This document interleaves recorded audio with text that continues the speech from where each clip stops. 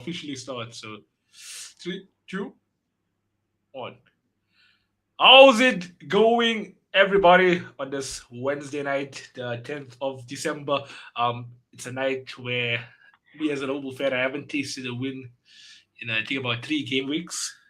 Sad times, but we are undefeated in four. So I mean, four in our last 4 games. So I guess it's all about perspective. But things aren't going so well. It's not really about what's happening on the pitch. It's more what's happening off it.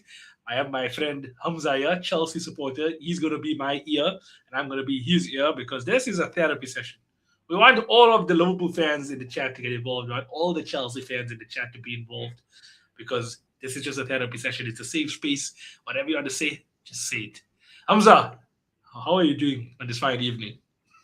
I'm doing good. I'm doing good. I needed this therapy session as well. Obviously you get closer. I'm gonna get closer to my brother, the corner flag Nawaz here, but also I'm gonna let things off my chest. Things that have been bowing me with frustration and aggression and anger that I've been taking out on other parts of my life. Why do I need to do that when I have Nawaz here for my therapy session? So yeah, we're Exactly, gonna do some exactly. Chelsea therapy. We're gonna do some, and most importantly, we're gonna do some Liverpool therapy because by the comments already and by the look on Nawaz's face, you guys need to let it all out. So I'm here to help you do all of that. Indeed, indeed. So I think before we get probably, oh, I see Nikhil even wants to say a few words. So I guess before I get into it, we'll let one of the viewers, also known as Sing on the Cup, to say a few words.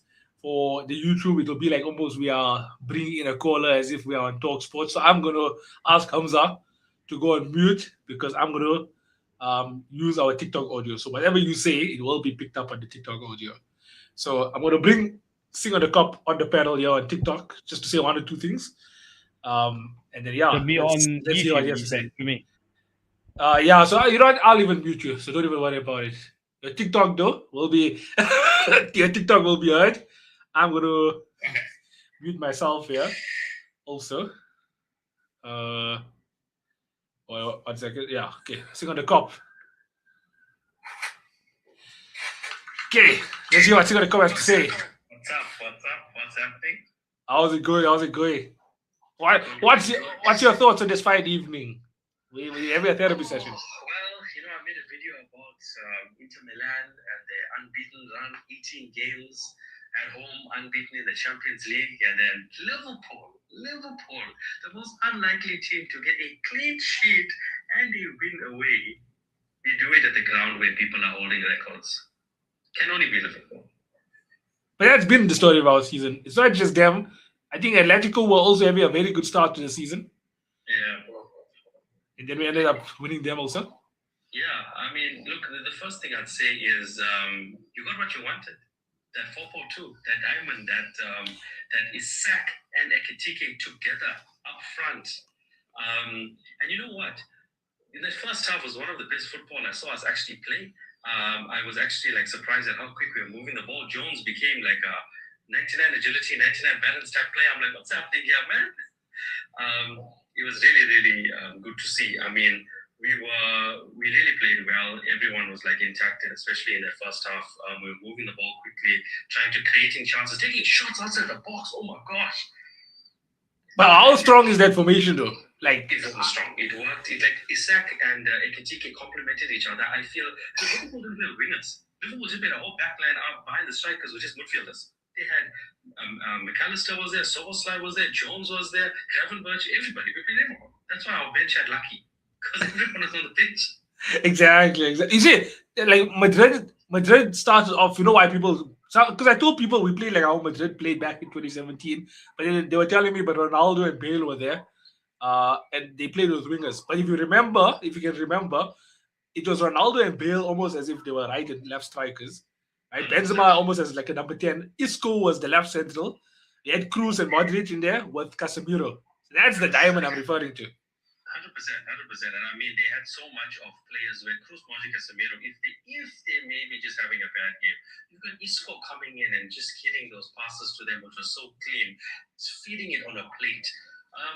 Look, for Liverpool overall, I think we deserve the win anyway. I think Somo made one two really good saves again for Soboslai's shot. I think it was Gravenberch's shot. In the second half, I did get a bit worried because they grew in confidence, especially after. Look, that goal that was like on the fence for standing or not. I look, Liverpool fans probably say that it should have stood. Other people are saying no. The thing that irritated me was the VAR took so long and then called the ref. It was like the ref's like, okay, you know what, let me flip a coin. It's going to go either or for him.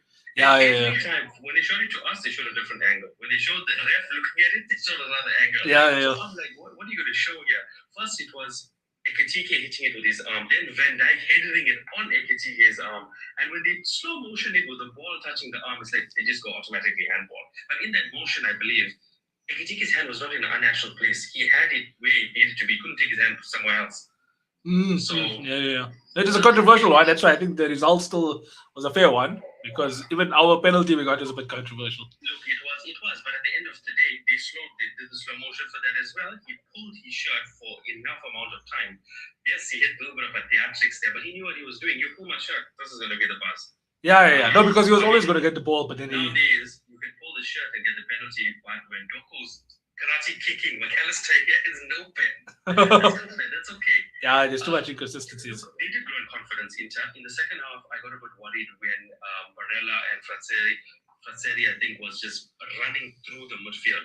And then one or two link-ups with Lautaro and Thuram was worrying me a little bit there as they grew in confidence as well. The crossing wasn't really working for them, except when Lautaro got, at the end of the first half, when Lautaro absolutely beat Van Dijk for the header, I was like, this is a save, Allison. I don't think Mamadishvili makes that save, honestly. Yeah. No, for sure. Tell me, are you going to be joining us anytime soon on StreamYard as well, or? I'm going to try. I'm really going to try too. I said, let me just hop on you on the TikTok and talk about Liverpool just before you started. As I was just seeing what's happening. Because today's session is basically a therapy session for Liverpool and Chelsea fans. So obviously we're going through a tough situation about what's happening off the pitch, but we're going to be talking to Hamza here also, because Chelsea FC haven't been winning games. Yeah, Chelsea haven't been winning games here. But of a shambles. I don't know. Maybe you can ask Hamza the first question there. I say, that's a different story now. I think ask Hamza the first question there. They were just like, no, you go for the ball. No, you go for the ball. Okay, I'll just walk right through.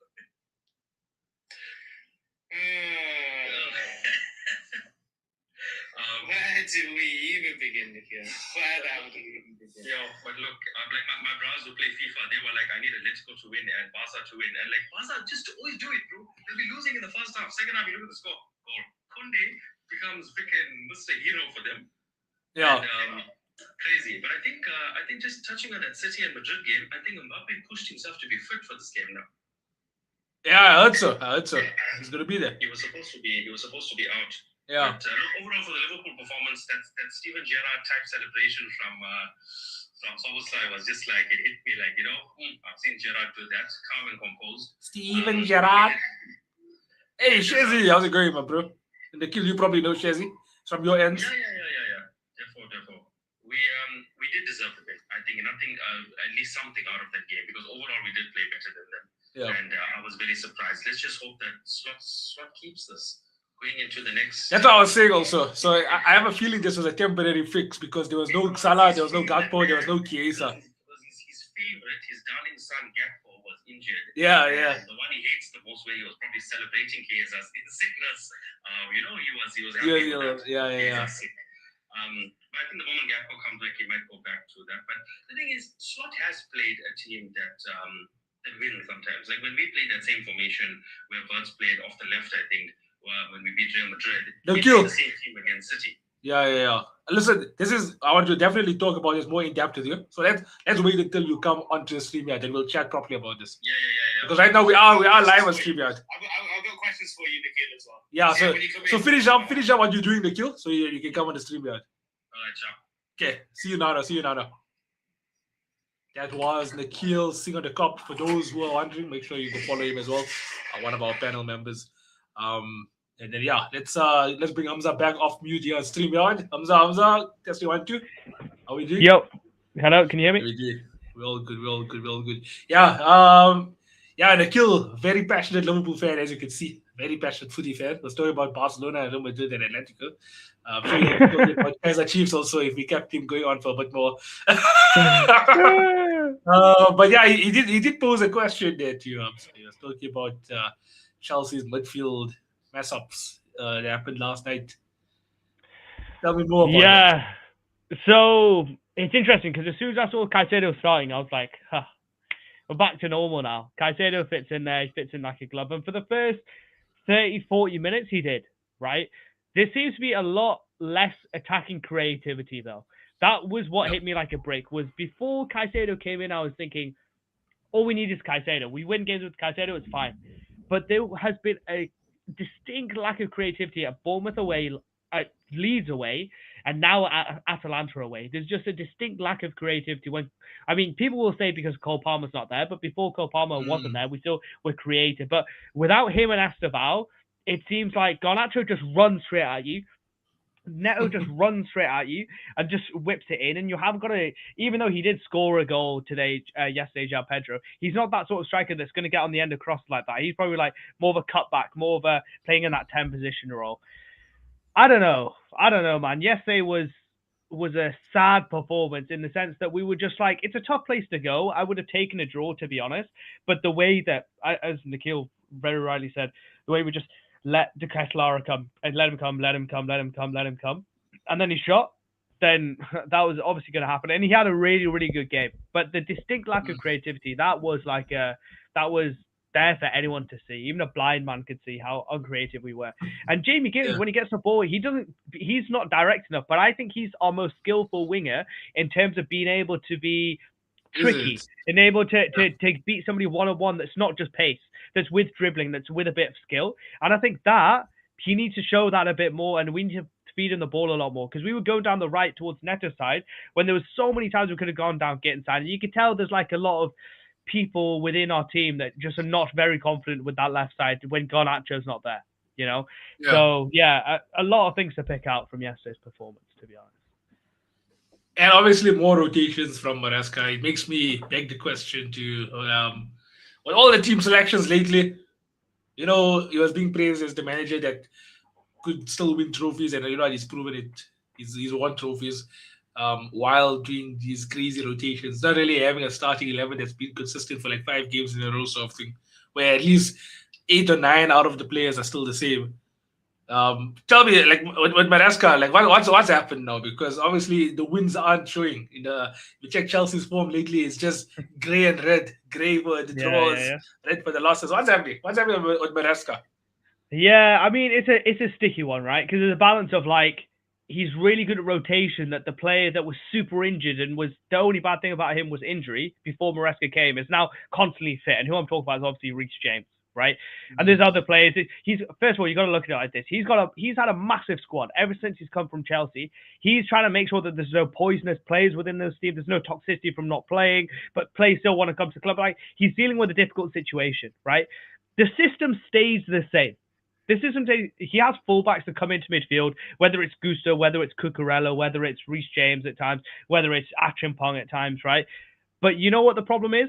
The problem is they're two damn centre-backs, right? Every game they're chopping and changing. You look at the strongest defences in the world right now, you look at Arsenal.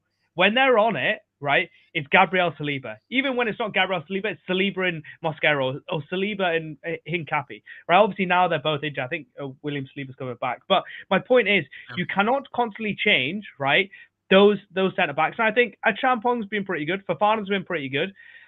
Chalobah and Adebayo have too many mistakes in them. And you give them enough time to screw up, boy, will they screw up. Right, so when you have that, like, I don't even think Sanchez maybe could have saved the second shot, but it was like in the box, he's fired at him. But like, why is no one pressing up on him? Why is no one going towards him? For example, Cucurella, he didn't have the best game yesterday. I'm seeing people on Twitter and stuff being like, oh, we should drop Cucurella. He's got no competition for his place. Who the hell is the other left back that's gonna play a left back? Really, it's maybe Joel Hato. Right, but you've got to feed him into it because he's a 19-year-old. Same with Esteval, right? And this is a big problem I have with MARESCA is we are lacking creativity when Cole Palmer's not playing. In the last 2 games, we've been super uncreative. And I know Esteval has played those games. We need creativity. He's the only one that can be a little bit more creative, that can come inside and be a little bit more connected with Enzo Fernandez, with Moises Caicedo, with João Pedro. He can do that the most. Why is he not playing more games? And I know he's 18 and this is just the start of his career, but he could play more than 45.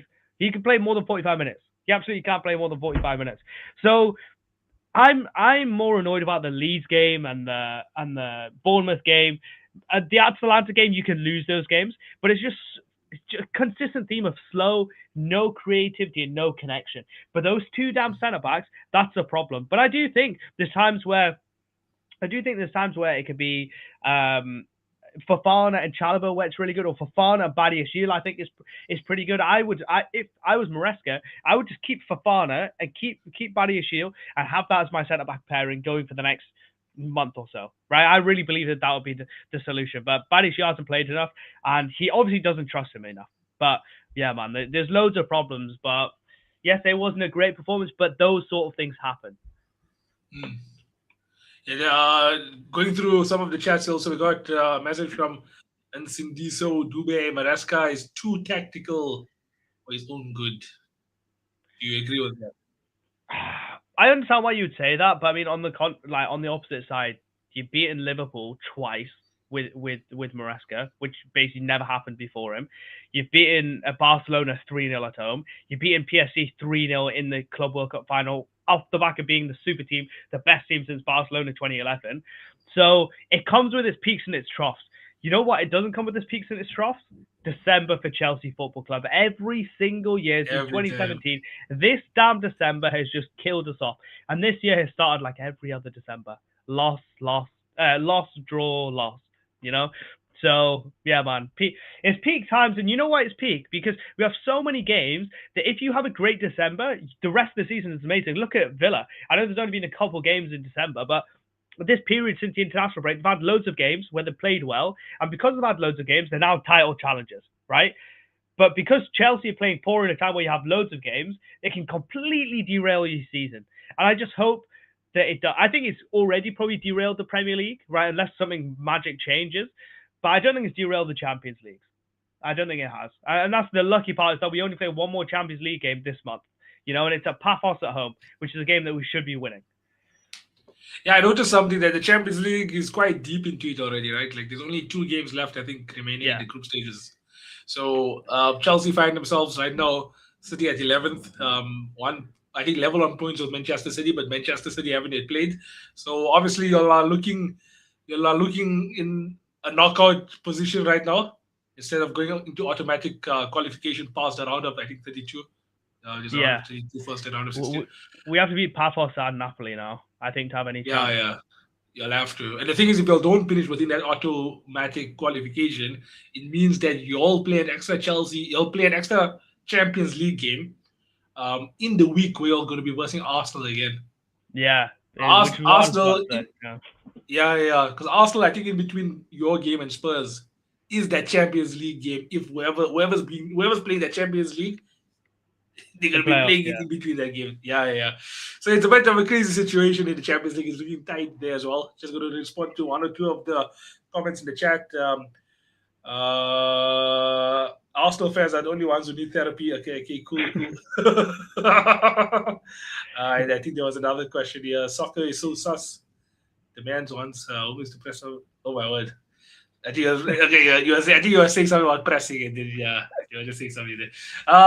Okay, cool. I have one more question for you. Obviously a few more, but my next question is: has Chelsea overachieved thus far under Maresca? Because this team currently isn't meeting the expectations that the fans and I would say the outer media and maybe even rival fans have set on this team. Like all those expectations, it was not really meeting after being crowned Club World Cup champions. Yeah. Well, I think context is important, right? Because if you just played it on no context, what you'd see is Chelsea finished in the top 4, they won the Conference League, and they won the Club World Cup, right? Unbelievable season. What you won't see is that we were 1 point away from Liverpool. If we'd beaten Everton at Goodison Park, we would have been above Liverpool, right, in December of 2024, right? But you see top 4, so you think Champions League, that's great. Conference League, that's great. Club World Cup, that's great, right? So I think context is important. The expectations from Chelsea fans, realistically, right, was to go from top 4 in Conference League last year to now being, can we challenge? Not can we win, but can we challenge? Can we be there and genuinely be in a conversation? Because for a lot of Chelsea fans, including myself, we find it a bit irritating that Chelsea, when people talk about title challenges, they go Arsenal, City, Liverpool, and then they start talking about Aston Villa. Start talking about Aston Villa before they start talking about Chelsea, which I think is pretty disrespectful, right? But it's like, realistically, what are neutral fans going on about? They're going on about the fact that Chelsea haven't actually challenged for a title in maybe since 21-22, and before then, since they won the league in 2016-17. We've not shown consistency for a long period of time. So the expectation really is, can we be consistent in getting results, playing the football that Maresca wants to play, right? That's it. And he proved it last year that he can, right, in the first 3 months, but can you continue to do that? Now Cole Palmer's back. And now you've got a couple of other players back. I know Delap's not going to be out for as long as we think he is. We just need to put a string of results together. It doesn't really matter about playing unbelievable football. I think it's about getting a string of results together and then learning how to play like really good football. You just got to look at PSG last year. PSG got to a point where they were terrible, and then they started to play well together, and then they could beat anybody, right? So I'm kind of going against my own point, because it's not really about just the results. It's, can we use this time to be really good at football? Because we have all this like talent there to be good at football. Can we put it all together? Maresca find all the solutions, because we could really have a great end of the season if he's able to do that. But the time is now. There's no more time to wait, because if we wait any longer, we'll be out of all these competitions, or we'll be out of serious contention in terms of confidence in our own mind of can we go further on in these competitions. Yeah. 100%. Yeah, like, because even with PSG last season, that's a good point, because I would say it was beginning of 2024 when they truly started, getting wind into their sails, when they became this powerhouse. Because similarly, they were also on the brink of not qualifying, not forget going to automatic qualification into the round of 16. They were almost on the brink of not qualifying for the next round of the Champions League. They almost never made it out of the group stages, and now they went on to go win the entire thing. I feel like in football in general now, football fans in general, it's like they have short-term memory more now than ever before, including myself. I'm not saying I'm innocent here, because even like the whole Arne Slot out situation, you look at it now. It's only been 15 games in the Premier League this season. That's not even half yet. And we not even made it past the group stages in the Champions League, and people are calling for Arne Slot's head already. Like, the guy hasn't yet. It's embarrassing. It is, yeah, you've been saying that also. You've been saying that. And if you look at it, it's like the guy hasn't even yet faced the consequences of the terrible performances yet. Obviously, the league, you can maybe say the league is gone. As much as it's not mathematically gone yet, like, we all know how it goes. So he hasn't yet faced that consequence. Champions League, he hasn't yet faced the consequence of getting knocked out because of all of the terrible performances. So I think you can only maybe call for his head once the consequence of the terrible performances has been there already. So I feel like even at Chelsea, I think Maresca, this is his third season now, maybe second. Did he come like in the beginning of that first season, or did he come mid-season? No, he came at the start of 24-25. Oh, okay. Now then, he's still also quite early into his. That's the thing. That's exactly the thing. Because if you say to somebody, and this is what Maresca says in all of his press conferences, is that last year we're not title contenders. Our goal is to go for the title in 26-27, right? And I believe next season, like, we'll actually properly go for it, right? Because another year of maturity, whatever, right? You've got to think he's been at Chelsea for less than 18 months. I think he's been at Chelsea for 16 months. 17 months maybe. Yep. He's got top four in the He's got top four in the Premier League, right? Which is something that we hadn't done for 3 years. He's won the Conference League, right? Which is just the Conference League. He's won the Club World Cup, right? Against the biggest teams in the world. He's done all those three things. He's put Chelsea in proper conversations again, and people are now going, "Oh, as you said, has Maresca lost the plot?" What I would say is, have you lost the plot? But then I'm not saying you, I'm saying modern fans. If you lost the plot, because you lose one game and it's like a crisis. You win 2 games and you're the best team in the world again. You know? Look at Aston Villa. They've started playing properly. They went from being in the bottom 3 to being 2 points away from being at the top of the table. You know, so things happen really quickly. Your team's just got to play a lot better, and I trust Maresca to be able to do that. But it's just peak in this moment when he hasn't proved to you that he hasn't done it yet. Yeah, to me personally, I said Maresca has already also gained enough credit. Similarly to Arne Slot winning the Premier League, I would say winning the Conference League and the Club World Cup means you should be secure. You don't get sacked the following season if you're Maresca, because you've proven it. And also some big performances against big teams as well. You keep on mentioning, the PSG game, the Liverpool game. Have you all won Manchester City or Arsenal yet under Maresca? Genuine question. I don't think so.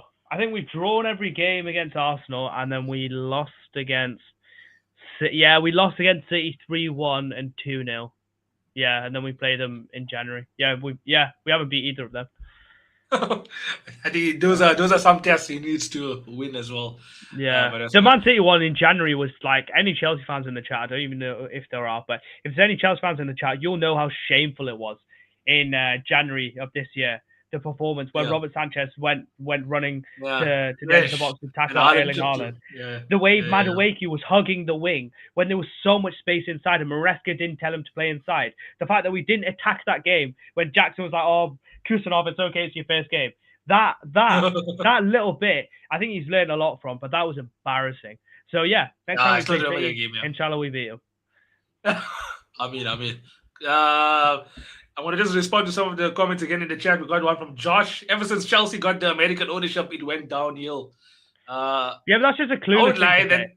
That's an absolutely clueless thing to say because Abramovich got forced to get rid of his club because of some stupid sanction, based on a war that's not happening even in England. But he got told to get rid of the club, right? Some guy came in and has changed the way that this project is run completely.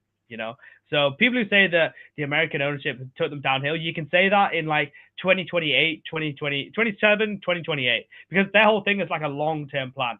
After 5 years, you can really go for it. But if you're saying it went downhill, like there's not even been results enough to show that. And even the results that they have shown is stability, top 4 team, beat big teams in the world, So if anyone's saying that it went downhill, I think you've kind of lost it. And we've got Cole Palmer. We've got Cole Palmer, Caicedo, and Esteval, and Kendry Paez, and Quenda. Like, these players were not going to come under Abramovich and under Marina Granovskaya. They were not going to come, So, yeah. I won't lie. Let me just say, someone's calling me. I don't know if it's going to take my audio out from TikTok. Let me just... I'm not going to answer it. Just going to decline it. Okay. Reagan, we will get to Liverpool. We're just doing a soft launch with Chelsea. Then I'm going to give Noah some help on Liverpool. And you'll get his full thoughts. By the way, you're back. And you're on pause now. Yeah. I should be back now? Yeah, you're back. Okay, cool. We just have a therapy session with Hamza first. Once Hamza is done, then we'll talk about Liverpool. Mr. Regan, as you also mentioned, what was there was something I wanted to say. Oh yeah, just to play devil's advocate, I would say Chelsea stopped becoming a European powerhouse when Abramovich left. I think when Todd Bowley came in and started buying half the world, and y'all couldn't get a consistent starting 11, I would say that was the turning point when Chelsea became a little less serious. I mean, I can hear that because we evidently had to go that way because when a new ownership comes in, they want to do it a different way. Like, they got rid of Thomas Tuchel when in reality they shouldn't have got rid of him because they wanted their own guy in Graham Potter or in a different manager, right? So of course you had to go 2 steps back to go 3 steps forward. But for actual fans, I know there's actual fans out there that think Chelsea are in a worse position now than when they were under Roman Abramovich. Like, that's just absolutely not true. Like, we are set up to be the best team in the league over the next 5, 6, 7 years because of what Todd Bowley and Bedard Egbali have done. Some of the things that Paul Winstanley and Lawrence Stewart have done in terms of the recruitment is stupid. Like, why are we spending 40 million on Disasi? Buddy Shield, I don't think is a bad. Like, I think he'll like to turn out to be pretty good. But there's been Amari Kellyman, bought him for 20 mil. He's still on our books. He's never played a game for us. David Datro Fofana. There's been loads of little weird ones within that, but I think overall you're going to see Chelsea are going to be the new face of, not the new face of football, but this new era of football. Chelsea are going to be a big part of that conversation. You just wait and see. Oh my goodness. Okay. Some promises there. I got another question for you here. So, we're just talking about Chelsea's achievements under Maresca and stuff, and not meeting expectations because of obviously having such a good start. I would say it's a good start considering where Chelsea were when Maresca picked them up after the likes of Pochettino, Potter, and Lampard.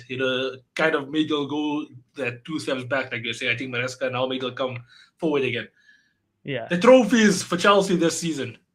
obviously the league looks a bit out of the picture. Do you see Chelsea realistically winning any trophies this season? And if not this season, how soon until you win another trophy? I don't think the league is out. I think it's a good question. I don't think the league is out of the question though, because Ooh, you look at okay, it like this. okay. Literally, look at Aston Villa. Look at Aston Villa.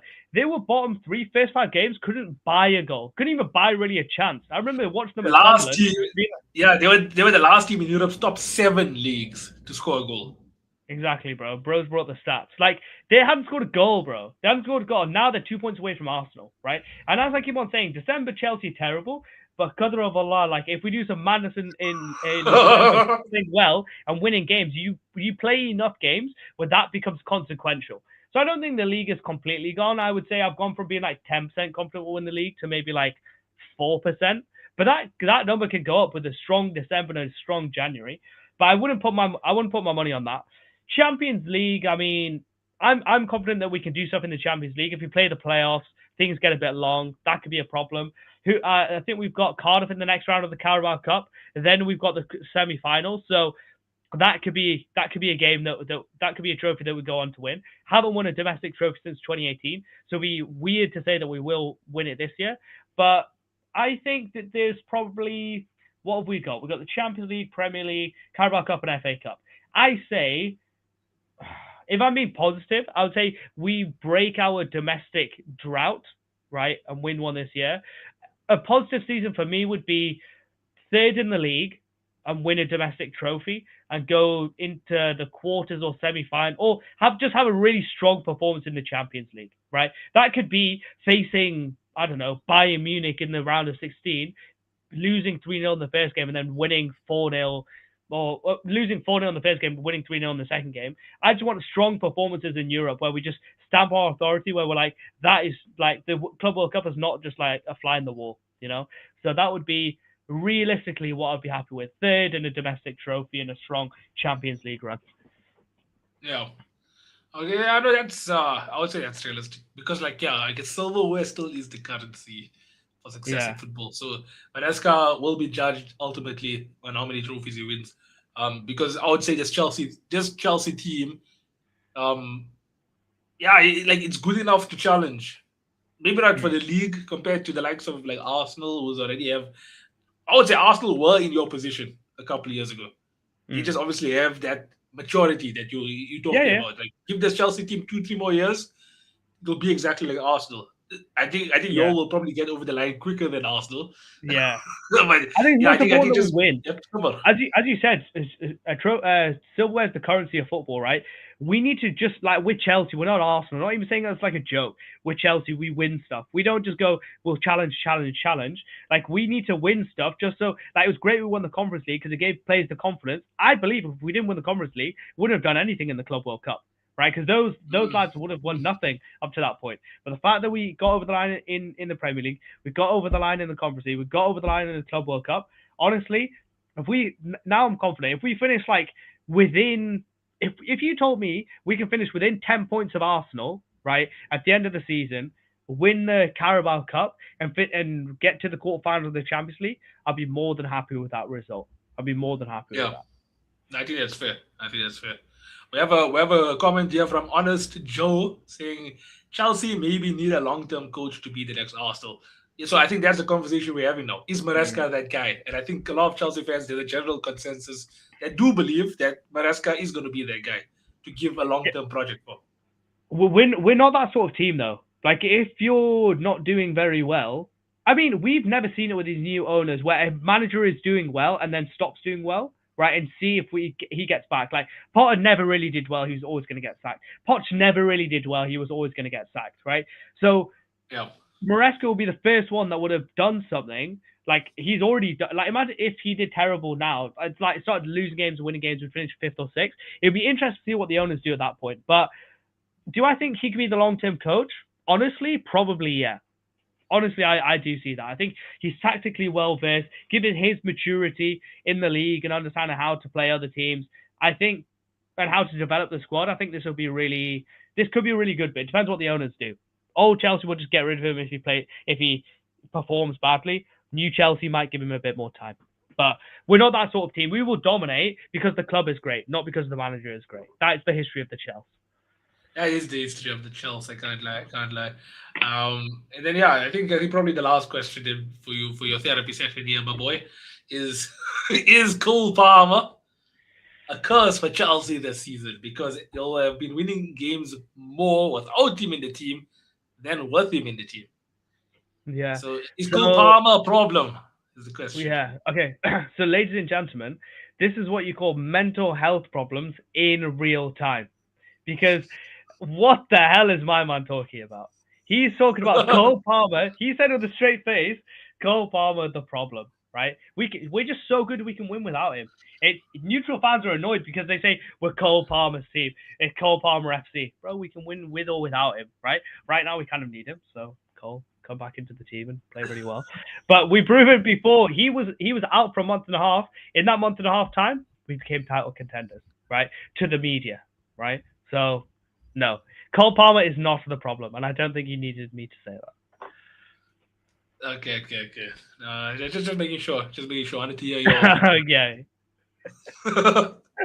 Okay, cool. Yeah. No, I'm glad you came in today. Hopefully, if there is anything else you'd like to get off your chest, please here's the opportunity to. Just win, man. Chelsea Football Club, please, please. December, stop. Just stop. Stop being yourself. Do a different December. Stop losing. Stop playing terrible. Stop playing short passes. Stop playing like wimps. Stop not being brave on the ball. Stop not attacking. Stop being not together. Just please play good football. No red cards. Win the games. No silly little losses. I want to have a nice Christmas. I want to have a nice time with my family. And I don't need you guys to ruin it. Okay? That's all I ask for. Thank you.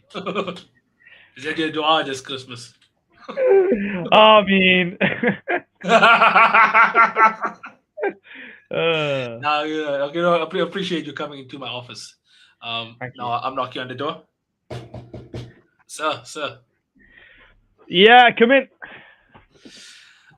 Okay, come in. How's it going? How's it going, man? Hi, Yourself. Mr. Corner Flag. How are you doing today, my friend? I've been expecting Yeah, you. no, I could be better. I can't lie. That's why I'm here. That's why I'm here. Yeah, man. I can tell by the look on your face. You've not been yourself recently. What's been happening? Trouble with my football club there. Ah, See, the worst. one of- you know, I'm sure you know the feeling. I'm sure you know the feeling. No, yeah. I mean, not really, but it's just about you, not me. Yeah, so to summarize it, it's like one of our club legends, essentially a guy who sits comfortably in our top three of all time, is having a civil war with the manager that won us our 20th league title and the second in I think about 30 years. So I wouldn't really say he's just any ordinary guy, but them two have a civil war. Yeah. Well, I can understand. I can understand your feelings and I can understand your frustration. So we will talk about that today, Mr. Corner Flag. Can I call you Mr. Corner Flag, or do you want me to call you something different for this? Yeah, feel free to just call me Flag. It's okay. Okay, Flag. Flag. I'm gonna start off pretty tame, and then we'll work our way up. How does that sound? Yeah, I'm more than happy to do Yeah. that. Cool. Well, let's start with yesterday. Why go 10 days back? Why go 10 weeks back? Let's just start with yesterday. Let's start with the here and now. Okay, so yesterday, Liverpool Football Club played against Inter Milano in the San Siro.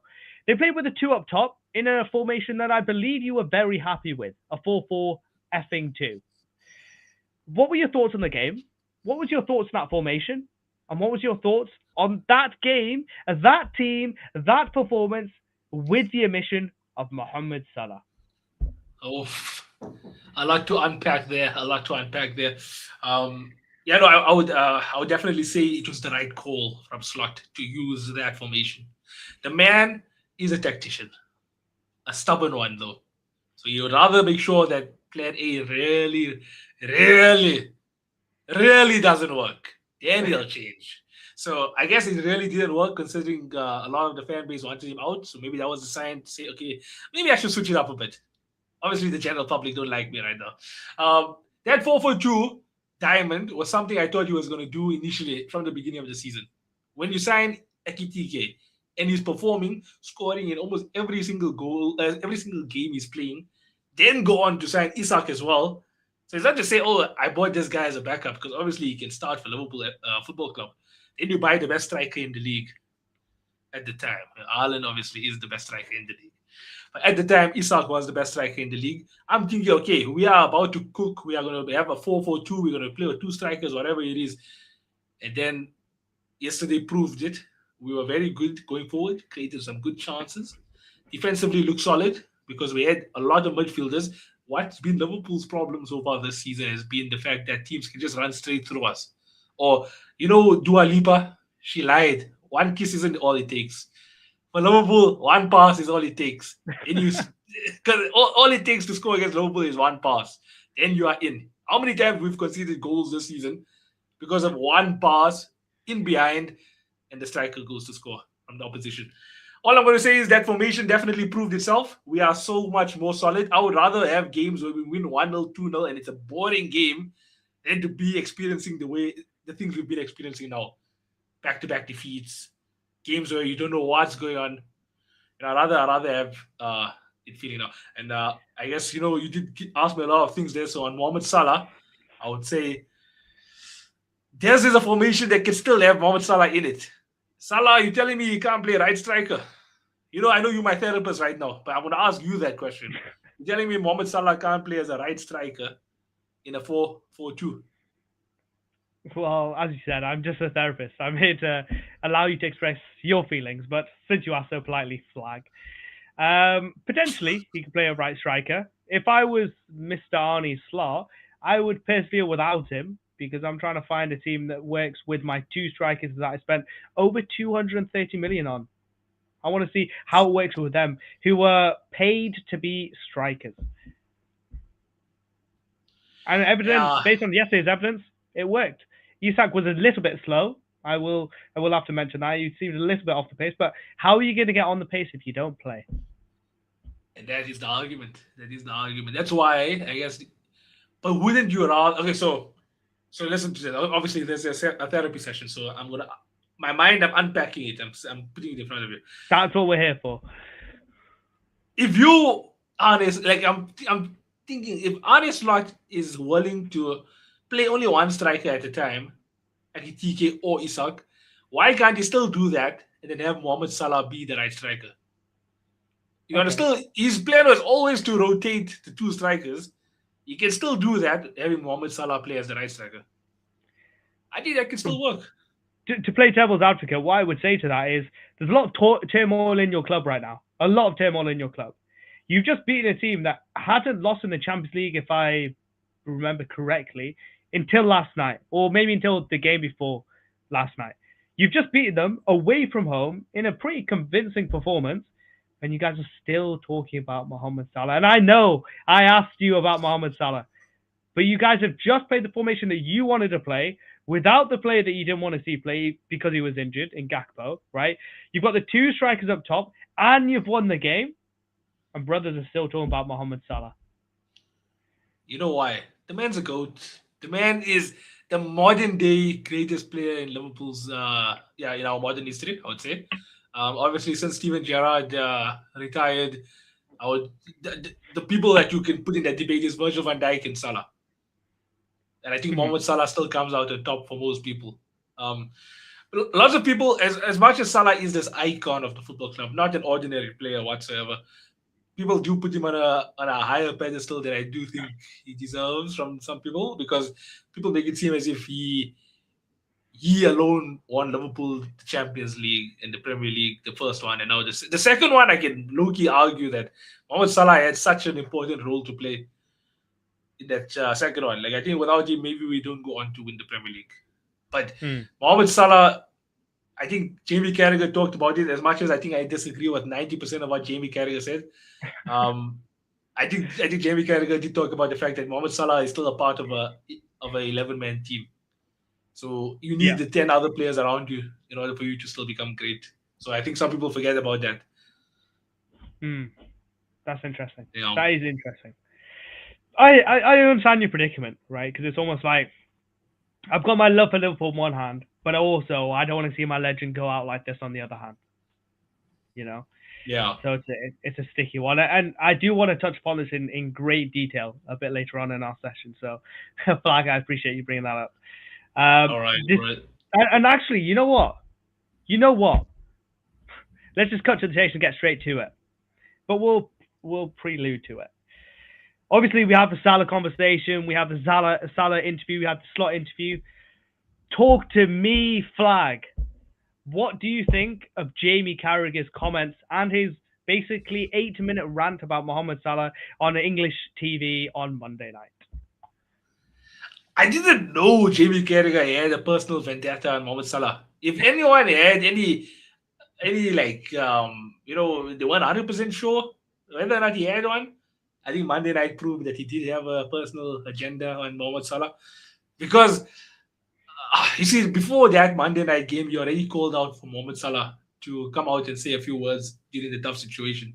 He didn't need to do that. As much as Salah is one of the senior players, I wouldn't say Mohamed Salah is responsible to come and talk to the media because Liverpool are performing so badly.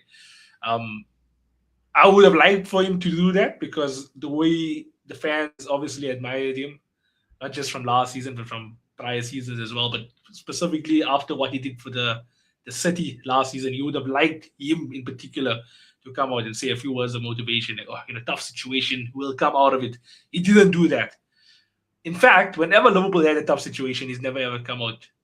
It's only when he's had personal agendas, and that's where, in this entire situation, I wouldn't even say there is an innocent party. Jamie Carragher 100% ain't innocent. Arne Slot, we'll speak about him in more detail later, but he also isn't innocent. And Mohamed Salah essentially pressing a what do you call it? A self-destruct button on the club. But that also is not, he wasn't completely innocent. I'll quote Steven Gerrard. Gerrard had a bit of an interview, I think yesterday, I think it was yesterday. He said he understands Mohamed Salah's frustrations, him coming out to the media talking about not starting. It's okay, you can do that 100% because you are this player with a big ego, and that ego has allowed you to score goals and has allowed you to become Liverpool's one of their best ever players and the Premier League's best ever players. That's your ego. That's your selfishness. If you take away that, you don't become Mohamed Salah of today. The part where Salah should have maybe taken a back seat on or reversed a bit was the club throwing me under the bus. People don't want me. You know the situation, Wade. Why are you still making it worse? As one of the leaders, the first time you go on to go talk to the media, you essentially make the situation 10 times bigger than it has to be.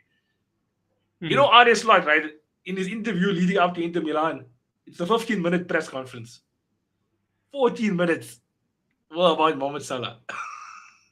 Dan Allison had to talk about Mohamed Salah as well, because Allison was our senior player there in the press conference. Salah, if it was ever any doubt, he is one of our greatest ever players, and he is, I wouldn't maybe say on the level of Lionel Messi, Mbappe, and Ronaldo in terms of world-renowned superstar, but he is a superstar, and you can see how big of an impact he has. I think it's sad, man. My personal opinion, as I said, I know I'm just a therapist, but I think it's sad. I think it really is sad.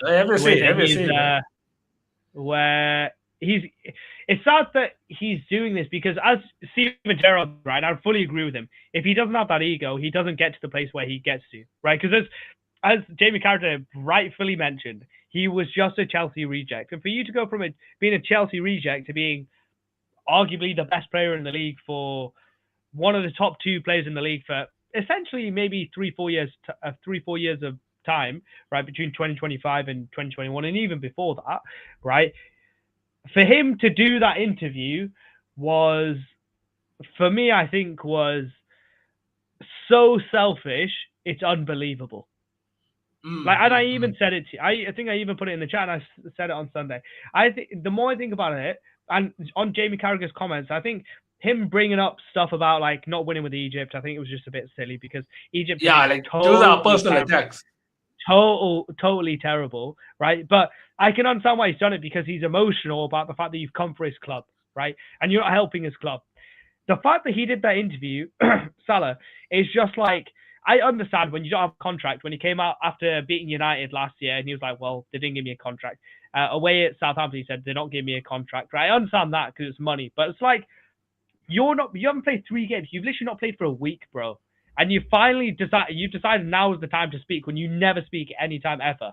You know what I mean? It's like you see the true character of a man, not when he's at the top, but how he reacts when he's at the bottom. You know, and this is just showing like a really poor side of him, which I don't think he needed to do. He could have gone away to AFCON, done all this privately, seen if Liverpool come back. Where now, realistically, he's probably watching the Inter Milan game. Probably got his fingers crossed, his 2 fingers crossed, his toes crossed, and probably speaking to his family and having them all cross their fingers and toes or whatever to be like, I hope that Liverpool lose, you know? And I think that's a really sad situation for a club legend like Salah to put himself in. Yeah, and that's why there's like a civil war, because now it's like you got a bit of the fan base that's obviously going on Salah's side, and I question the people that's choosing sides, because you can maybe still support Salah, but don't say Salah's right, Slot is wrong, because no one is right in this situation. I mean, I think Slot is right, to be honest. He's a manager that's having a poor time in terms of the right tactical decisions, in terms of picking the right team, right, and getting the right results. He's having a poor time because he came from winning the league at a canter last year, when basically in April they were just like drunk all the time, right? Which is not a small thing, not the drinking part, but like it's not a small thing to have won the league by April, essentially. Probably they'd won the league by March, if we're being completely honest, right? To get to that point, to now where he's just struggling. Salah did not need to do that interview, and it's just made things. Well, you could say it makes things worse, but everyone's focusing on Salah. They're now not focusing on the team anymore. So maybe it's like a 4D chess play. Maybe it's an 8D chess play. But it's like, focus on me, focus on me, focus on me. Don't focus on them. You know, maybe it's one of them ones. You know? Yeah, but I mean, this whole situation even exposed the media, because we all already suspected that the media had an agenda on Salah also. Obviously, Jamie Carragher got his own thing, but like a lot of people, like Salah even called it out in his interview, saying now when things aren't going well, blame Salah. I think, even though we won yesterday quite convincingly, it wasn't because Salah wasn't there.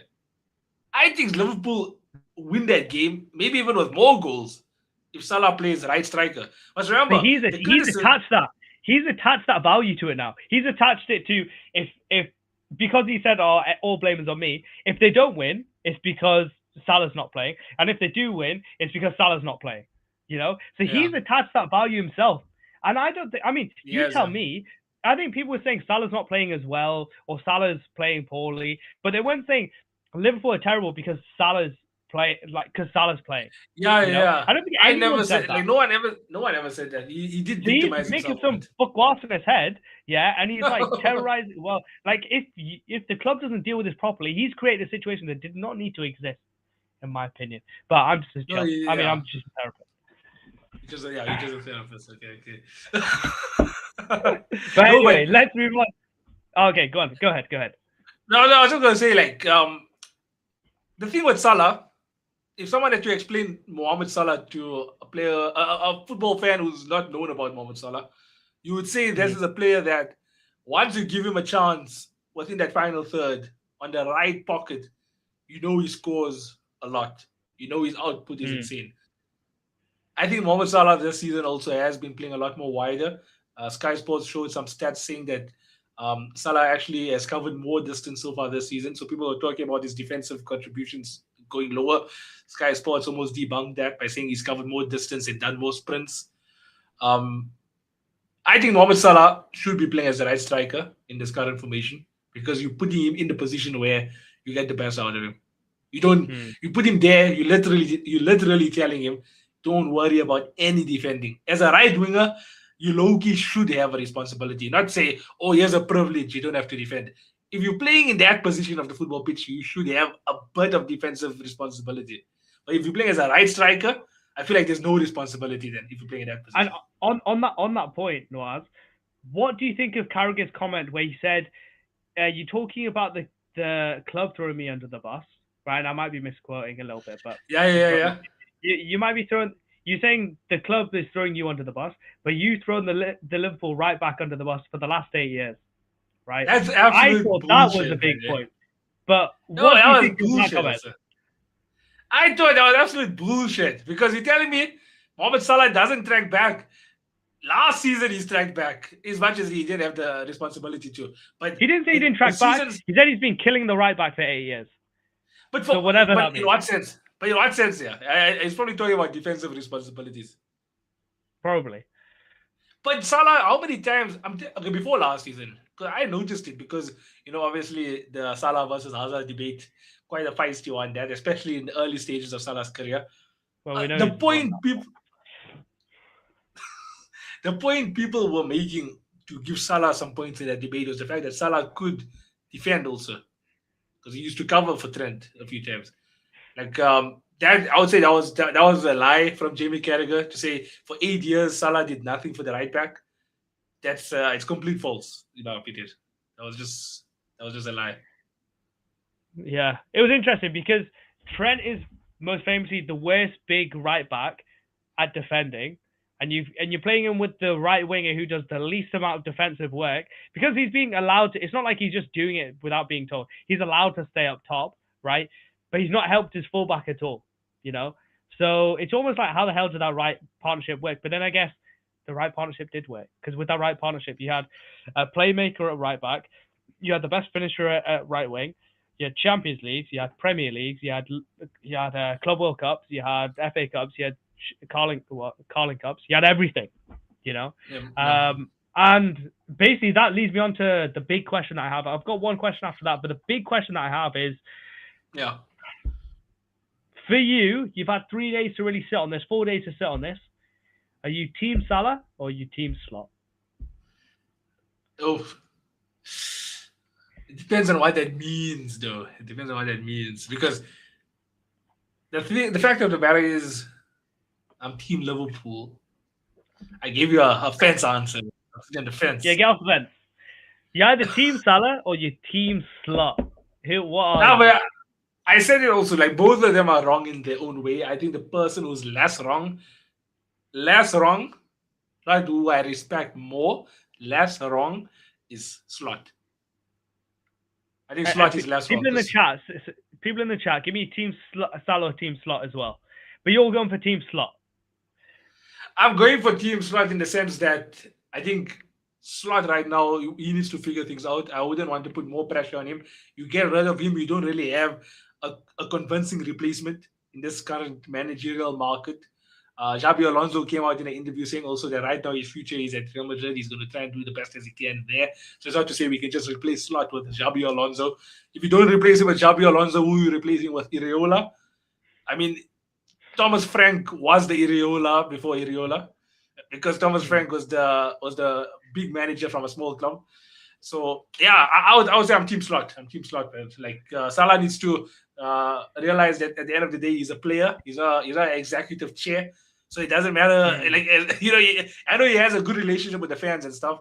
But when you do have shocking performances, you need to be dropped. Where I think Slot is wrong still, though, is dropping him for 3 games straight and not allowing him to at least prove himself in a run of fixtures where I would say Liverpool could definitely use someone like Mohamed Salah.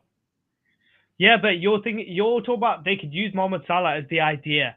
They could use the idea of Mohamed Salah. Like, you don't like me, you like the idea of me. You know, that's what you're talking about. You're not talking about Salah now. Like, you've got to think of thinking, what players are going to help me now? What players are going to help me to win games now? What players are going to help me in the system to win games and perform better now? You're talking about the idea of Salah, and this is I think the biggest problem with the Salah statement in his whole interview.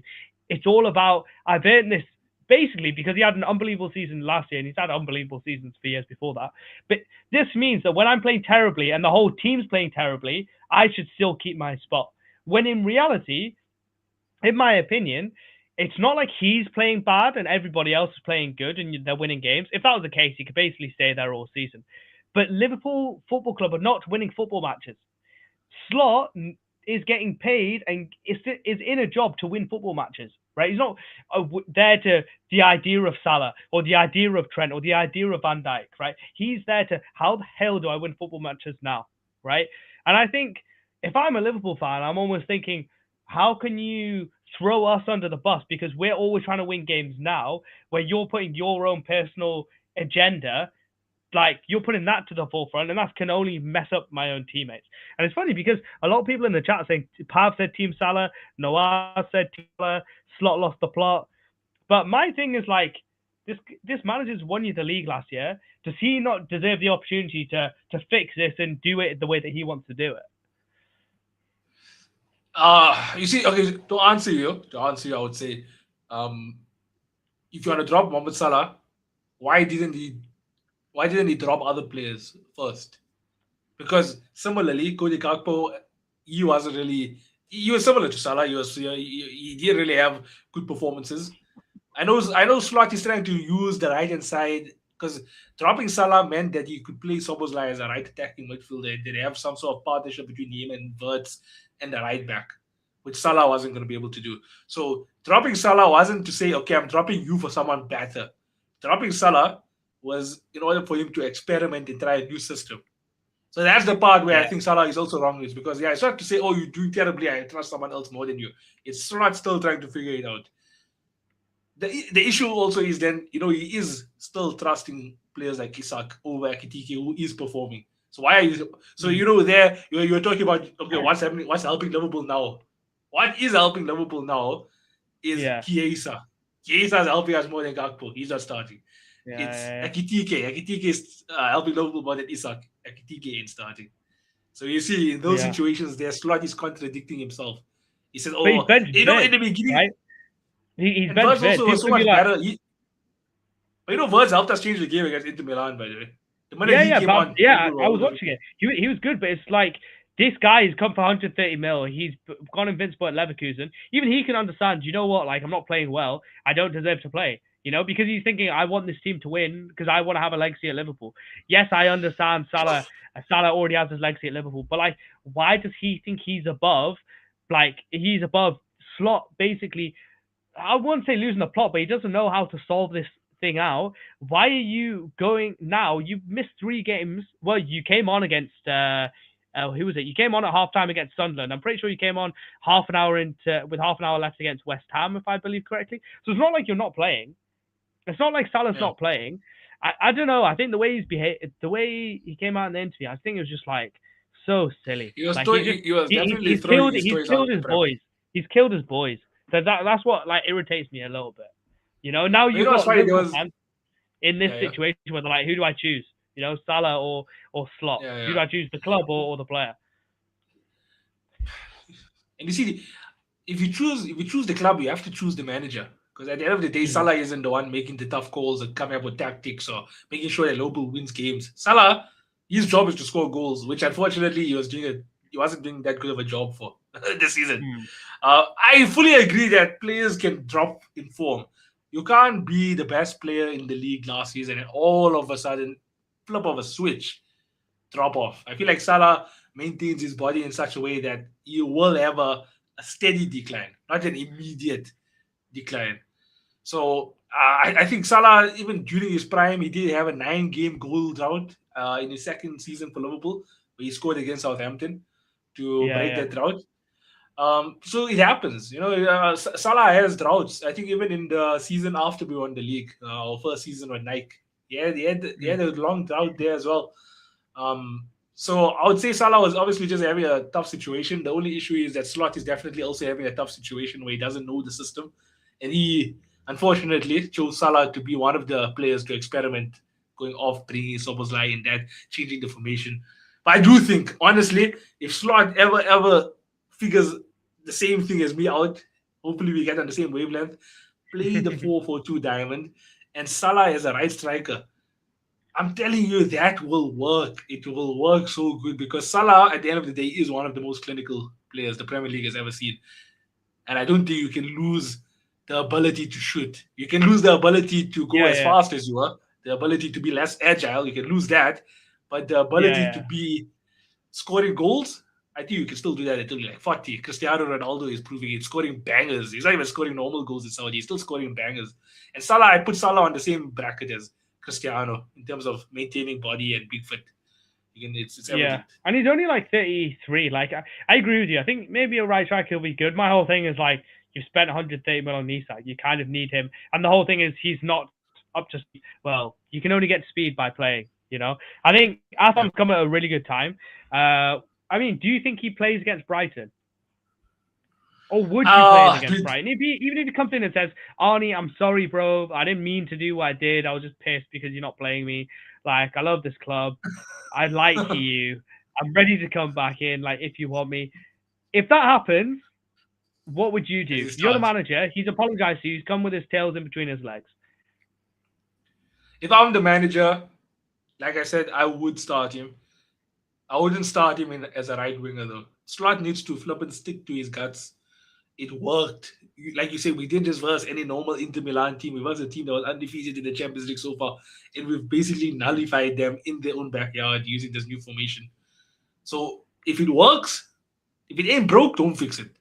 Play Salah. The only reason I would play Salah is in the right striker. If he's going to go back to the 4-4-3, 4-3-3, sorry, then I find it difficult for Salah to get back in this team, especially in this situation. Even if he comes and apologizes, because at the end of the day, Slot needs to win games. Salah, Salah. It's such a tough situation because I love the guy. I want him to prove me wrong. Like I want Slot to prove me wrong also. Start winning games. Well, actually, what happens if this happens, Nawaz, right? He goes to AFCON, right? He doesn't apologize, so he just goes to AFCON. And Liverpool go from losing and being inconsistent to winning. Let's say you've got 6 games without Salah. If they win 5 games without Salah, confidence comes back in the club. Confidence comes back in an 11 that hasn't changed in the last 3, and they've won the last 3, right? Salah has got off his flight from Egypt. He's arrived at Anfield, and now he's like, what happens? You're the manager. You've won 5 of the last 6. You're in charge of everything. What happens then? Like I said, though, if it ain't broke, don't fix it. So if it's a good system and it's working, the only way Salah gets back into this team and maintains it is if Liverpool rotates one game week, plays Salah right striker or right winger, whatever it is, and he has an absolute insane game. And then Slot will be like, okay, fine, maybe he's back in form and we play him again and again and again. But I feel like if Liverpool go on a run of form also now, Salah still remains on the bench. Players like this, they don't like to be on the bench. Steven Gerrard also in his last season at Liverpool didn't like to be on the bench. That's why he still went on to play a season at LA Galaxy. He felt like he still had more in him. But I think when you at that high level, you don't know when to call it quits. I don't think Salah is personally like done at the highest level. I don't think so either. Yeah. I just think that it's like Slot is so under pressure that now he needs to stick to what's working. And if Salah ain't in what's working right now, I don't know when Salah comes back into this team then. Because he can't say anything. If imagine he did that interview, but you were on the back of 4 straight wins. He would look like even more of a knob. But people would be like, we've just won 4. Why are you doing this? Why are you throwing us into turmoil? You know. So Slot is basically hoping that get through this week. Wait till he gets on the plane to Morocco. Just let him go. Just make it to that time, and then Slot's got to think, work out a solution so I don't need to play that bloody footballer in my goddamn team. Yeah, because when he comes back, he can't do any buckwash. He can't complain. He can't do nothing. No knucker up from him because we'll be winning games at that point. That's what I think Slot has got to hope, in my opinion. Yeah. I see we got a few people in the chat also that agreed about what I was saying. Like the best thing is to stick to what's working. Fans don't like to see the team like this when Liverpool lose. And it's business. The players are the employees and the manager has to do what's best for the club. Yeah. I mean, those are the harsh truths. Like at the end of the day, I said, Salah is a player. He's not an executive chair. He's not the manager. So in terms of if Liverpool aren't performing, Salah still keeps his job. The manager loses his job. Yeah. So the pressure ain't really on Salah. But the thing is, I think for now, get through the week. If we somehow go on a mad run of form without him, stick to what's working. I think, I don't know if you have it in your notes, but maybe if you don't, I want to ask a question then to you. I think Liverpool offered Mohamed Salah a 2-year contract because they were going to sell him after the season to a Saudi club.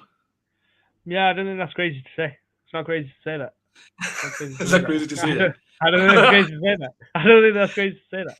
Yeah, probably. They're a business. right? They're giving him a 2-year contract because then if he plays well, the whole of this season is not, shoot, we have to give him 500k next year because he's playing that well to keep him. It's more a case of like, okay, if we give him a 2-year contract, if he plays terribly, we can sell him, right? We can make some money. And if he plays well, we've got him for 2 years, you know? And if he continues to play well after that, then we don't mind paying him. I think it's smart from Liverpool. It's really smart.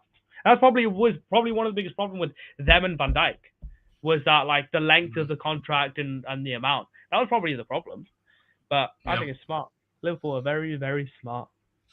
Yeah, at the end of the day, it is business. And I think with Saudi, Mohamed Salah obviously being an Arab also, I think they was obviously going to be, him coming to Saudi was going to be a bigger ambassador than Cristiano coming to Saudi.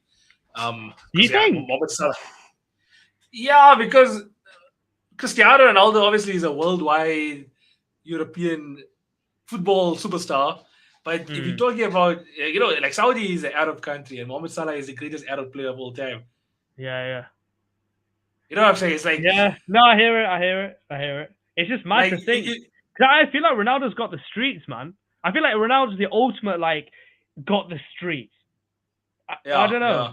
Let me know in the comments if you think there's so many Saudi fans that probably love Messi also.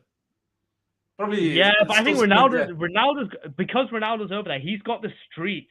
Like, he's got the streets completely locked off. But I think in Egypt, Salah, yeah, you're probably right. Because when I went to Umrah, Salah was on a lot of things in Jeddah. Like, he was in a lot, like, yeah, you know what? Maybe you're right. It's the Arab. It's the Arab thing. Arab trait. Yeah. Damn. Like even on Salah's Instagram lately. Even on Salah's Instagram lately, there was a Pepsi ad in Arab. Yeah. That's what he's for, isn't it? Yeah. So I just think, from that perspective, obviously, at least with Ronaldo, you don't have to teach him how to say Assalamu alaikum, Ramadan Mubarak. Salah can just say. How do you say Christmas Mubarak? I think Salah's trying to. Not asking for friends. You better behave. Yeah. You know it'll be funny. He's having such a terrible season this season. He celebrates Christmas and then he goes on to win the Ballon d'Or. I don't think that's crazy. I think that's crazy to say that. I think that's crazy to say that. Well, actually, my last question, right? Because I wanted to. We've had the Salah, we've had the slot thing. We've gone through all of that. And I know it's a tough time for you guys, Liverpool fans. Let's take a step back. Let's take a full step back and go, you know what? It's a third of the way through the season. We're 15 games into the Premier League. We're 6 games into the Champions League. Mr. Flag, Nawaz ANT. My coffee. Okay. What realistically does Liverpool's end of the season look like if they're going to be successful in your eyes, based on where they are now and where they can get to at the end of the season? Where realistically do you believe they would end, and what would be a successful end of the season for Liverpool? Do you want me to give you considering the current circumstances, or? Absolutely. Considering the current circumstances. Top 4, 100%. I would say top 4. I don't think Slot respects Africa. 8? Eight. Yeah, we can't finish 8th. I would definitely say you're above 8 now. I would say an objective is to finish above Manchester United for sure. Just for us fans, man. Come on, Liverpool. Don't let us finish below that. No, it's so normal. Right, that took me out because it was so normal. And then I fucking saw 8. I was like, what is this? We can't get 8th. 8th is so. I don't think 8th is even European. I think in order for 8th to be a European spot, bro. It's maybe Asian. You maybe get into an Asian tournament. If you finish 8th, you finish an Asian tournament, bro. Okay, ain't that okay? But I have a sneaky feeling. Now, but I'm not gonna say it. I ain't gonna say it because last time I said something. Talk about your vibe, bro. It's a safe space. It's a therapy session. Oh yeah, it's a therapy session. Okay, whatever it says, it stays. Anything you do say now will be brought up in the court of law later on. Oh, you know what? And maybe you can remember this because obviously you were coming up with stories about me saying that we were definitely going to win the league and stuff. I don't know where you got that from, but what I'm about to say, you can always reference this for later. I have a feeling, sneaky feeling, a Slot will figure it out, and it will be so late into the season that teams won't be able to figure us out. Because usually when someone has a system right from the beginning of the season, you can eventually figure them out. Liverpool right now don't know what's happening. So the minute we figure it out, I have a feeling we'll have such a good run of form, and it'll be so late into the season, we'll go on to win the Champions League.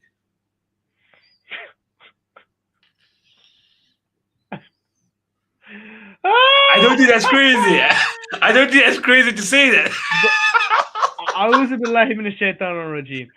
Brother, of all the things, of all the words that you could have put together into a sentence there, yeah, of all the different topics, the different meteorological sort of situations and contexts and scenarios you could have put together, the last thing I thought you would say was Slots will put it all together. I was like, I'm here. I'm here on that. I think he can put it all together and win the Champions League.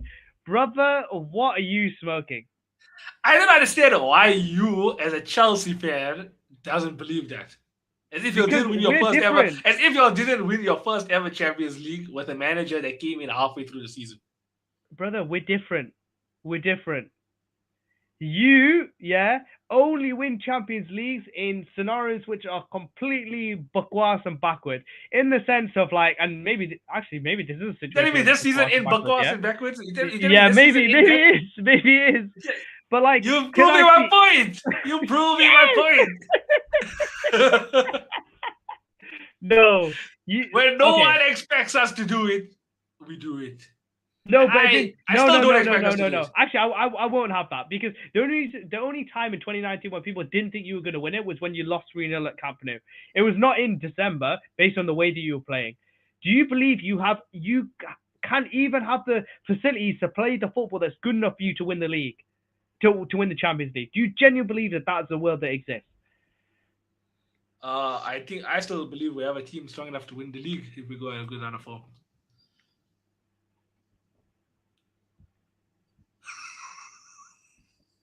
Okay, jokes aside, I do think we can win the Champions League. No problem. I do think we can. I don't think it's realistic, but we can. There is a world where Liverpool wins the Champions League this season. There is a world. Wow. And I pray, Ya Allah, I pray I'm living in that world. I pray I'm in that timeline. Okay, put a percentage on it. How realistic is it that Liverpool win? Liverpool winning the Champions League this season? Yeah. Put a percentage on it. 5%. 5%. Okay, so you don't believe it at all. So you've just said a whole lot of nothing for no reason. No. Remember, I think we said it actually in the. We said it actually in the what you call it in our live the other day about like who does what, like percentage, our budget, and I put Liverpool. Oh yeah, we did. And I put Liverpool £5, so I do believe Liverpool still has 5% chance of winning the Champions League this season. Yeah.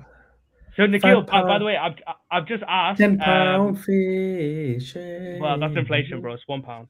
He got kicked back to Bangladesh, but anyway, we won't talk about that. Don't joke. Yeah, I'm gonna invite Prem also into this. But by the way, Nikhil, I just asked Nawaz, what is your realistic thingy for Liverpool for the end of the season? Right? I don't think he's giving me the realistic, but he said that Slot will put it all together and you guys will win the Champions League. Just for a bit of context. I think we got a better chance to win the Champions League than the Premier League, that's for sure. Yeah, 0 and 0.001. Yeah, there's a difference, bro. But it's so insignificant. Why are you guys even talking about it? I mean, well, right now... Mom and Dad are fighting, and you're talking about, like, you guys being family of the year. Come on, man. What the hell is this? It's crazy. It's crazy. And I mean, I'm interested to see how far we can go because at the end of the day, even though we are in a shit show at the moment, there is quality players there. We just don't know when they're going to turn up. They could turn up mid-season. They could turn up end of the season.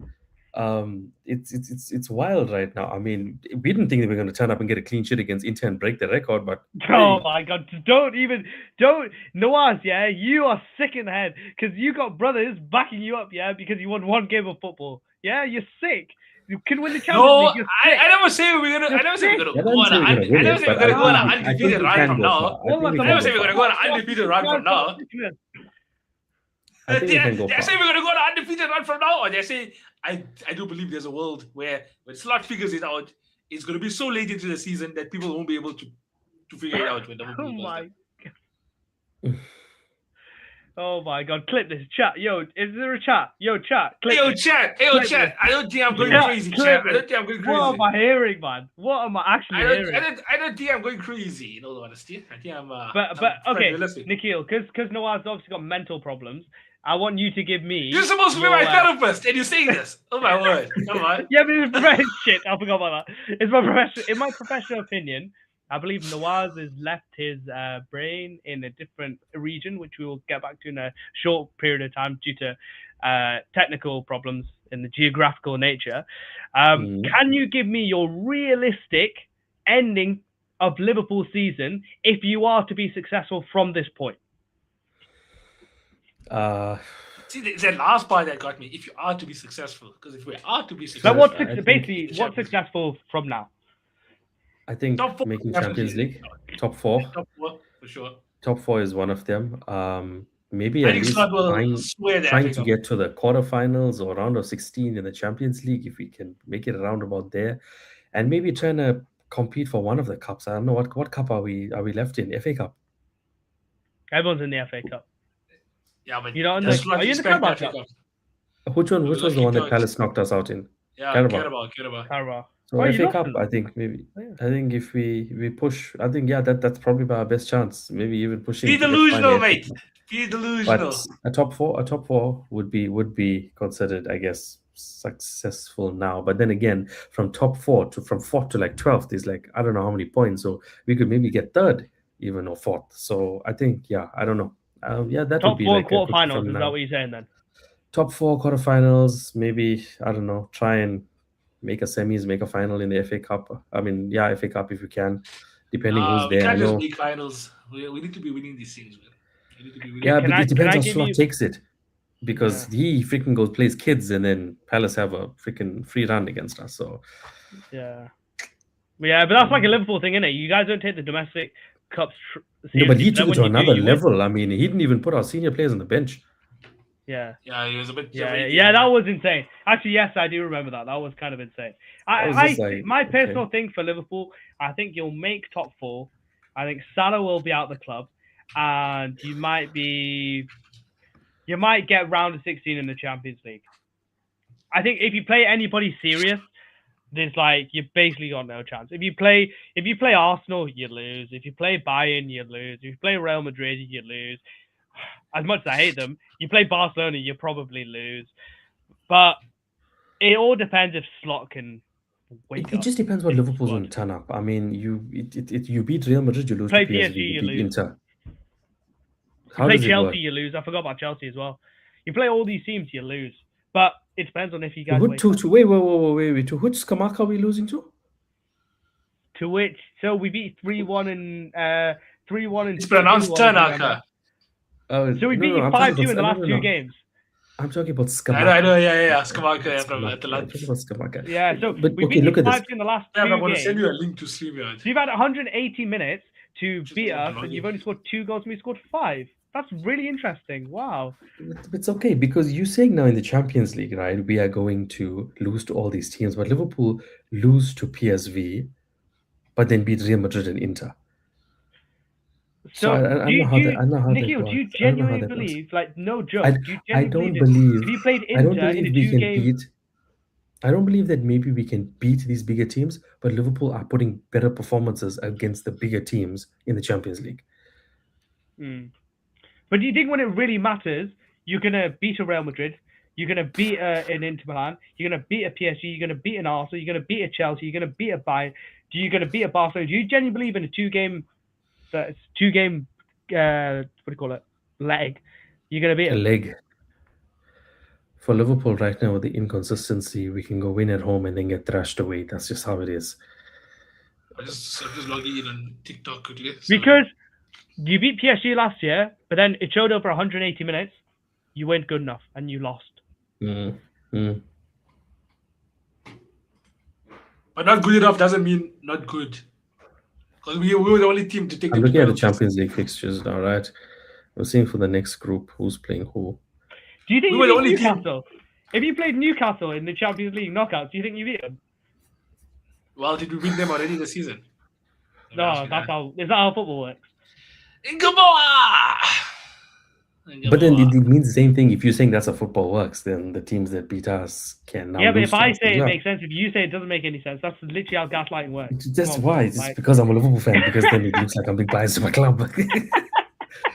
Exactly. Well, I think okay, Nikhil, do you believe the Slot will work it out, or do you think he'll get sacked before like that happens? Question. right now I don't have And in the chat, faith. answer that as well. I don't have faith in bring him you, Pep, working I'll it bring you. out right now, because join through the StreamYard. every time he puts a new formation in, we win the first game, and after that it goes to shit. He changed the formation and the way we play against Real Madrid. We beat them. He kept the same thing against City. We got smashed. Then he reverted to the way we used to play before with the same lineup and his favorite son. We went on a losing and inconsistent streak. Yesterday, we played the 4-4-2. We beat Inter. I won't be surprised if Cody Gakpo is still injured. He plays the 4-4-2 again against Brighton. There'll probably be inconsistency there, and then he wouldn't know how to work it out against them. So right now, I don't believe he's going to get it right. No, What about you, Nawaz? I don't believe. Yes or no? Does he sort it out, or does he get sacked first? I think the fact that he has the backing of the board means he'll have enough time to sort it out. That's another thing. I mean, okay, we give your opinion though. I know what the board says. The board are going to back him anyway. We know that they chose him over Salah. So yeah, I would also choose a manager over a 33-year-old player who will leave the club no matter what in the next 3 years. I would rather back a manager who has the potential to stay for 5 years minimum. But does that manager have the potential to win the league without the player that won him the league? I think people look at Pep cooking in the background. He's cooking. He's gonna be cooking more ways than one another. Oh wait. It's all right, Pap. I've already dusted them. Man. These Liverpool lot. I've already dusted them. Cooking. Here we go. Dusted what? Dusted Skamaka's boots. Okay, hold on. Yeah, bro. Let him get some goals, man. All right. A bit of an echo. I think. Can you guys hear me? Yeah. Amazing. But I can go over anything. I had one of the maddest days today. Had to brave the Canadian wilderness. The reason why I'm here is because I couldn't make it into work. It was that bad of a snowstorm, and I was that far up north. But MARESCA, I'm happy to talk about Liverpool. Inter, I actually watched them 2 games in a row and think they have some problems, which is why the game is a little easier for you guys. And I'm pro Salah, so I'm willing to make that argument. Pro Salah. I'm pro. I saw Pam's video. Yeah. What? You know what's crazy? He's my favorite op, and he's going out too sad. I see Liverpool fans hating on him, and I'm like, that's my job. That's my job. You're stealing my occupation. So now I have to. Occupation. I've got kids to feed. Bro, I can't make it into work. You know, the snow. I see you muted that. I can't hate on Mohamed Salah. I can't prop Eden Hazard for him. Yeah. Like, what am I supposed to do? Right? Okay. Let me just get this food going. But with Liverpool, I watched them against Inter as well as the Atalanta game with Chelsea. I have some tactical issues with Chelsea, but with Liverpool, I feel like you guys got a little lucky. Inter's biggest issue this season is they have zero creativity. It's all down the wings, Denzel Dumfries and Di Marco, and crossing it into Thuram, and sometimes a chance will fall to Lautaro. Alisson made a really good save just before the half from one of those chances, but their main creative threat is probably Barella, but Barella is more of a box-to-box 8. He's not a 10. And Petar Sucic as well, they brought him in. They've trusted him less and less. He was mid against AC Milan where they lost there. So ever since then, they went with Zielinski. None of those guys are mass chance creators. So I think that's a huge issue with them. I think that they were still able to exploit space. By the way, you're still mute on TikTok. Wait, let me unmute. I think the guy's trying to hear what you're saying. Yeah, there we go. So you guys all missed out on so much knowledge right now, but don't worry, he's still got a lot more. That just means check out the YouTube. But check out the YouTube for the full volume. But I think that Liverpool got away with one, and that was not a penalty in my opinion. That was way too. It wasn't a pen. Even me as a Liverpool fan, that was not a pen. And and it took him a little too long to disallow that handball. Way too long. Ekitike Way had. too long. Way too It long. ended up just being like a 50-50. Okay, let me just decide yes, no, because they But just it went looked to like the the ref wrong after angle that. for ages. That the ref- angle behind that didn't look like it, and then the one on the side, you can see it was evidently a handball. It was like, why are you looking at the wrong one for so long? That ref was a mafioso. That ref was a mafioso for sure. He was La Cosa Nostra. Speaking of which, I mean, come on. But that was ridiculous. That being said, I mean, you got to take the good results for Slot. It's a massive win, right? It's a massive win. It's a big win for him with all the pressure he's currently happening. I'll pose a question to Prem, because Prem obviously said he's pro Salah. So I want to know exactly what makes you pro Salah and how wrong is Slot? Is Slot right in any way? I think first of all, I think that Slot as a man manager has had some issues in the past with other players, younger players that have had to leave. I forget their names. I think it was the likes of like Kwanzaa, Morton, and a couple others. So that already kind of is a demonstration that it's not an isolated incident with Arne Slot. But I feel like the bigger issue that Mohamed Salah has is he already had to speak out and defend himself last season with the contract situation. Hey, I'm balling, and I've not had any communication. If they said to him, hey, we're going to move on from you after this season, that's it, we're done. Like, tell him anything. But instead, they were almost kind of like dragging him along and shuffling their feet. And it's kind of a similar situation here where apparently he's not had communication with Arne Slot as to why he was dropped, from the squad entirely, which, by the way, it's a very similar conversation to when people try and say, oh, Chelsea are better without Cole Palmer. If your system requires you to leave out a player like Mohamed Salah completely, if your system benefits from having a player of Cole Palmer's abilities not be included, you got the wrong system. So let's start off with that first. Steven Gerrard made a great point, which is I feel like the best solution is with Mohamed Salah, not without him. But for there to be no communication, for this to have been one of multiple occurrences, and for him to be the one that's dropped when there's other players around him that are performing just as poorly with way less credit in the bank, I understand his frustration.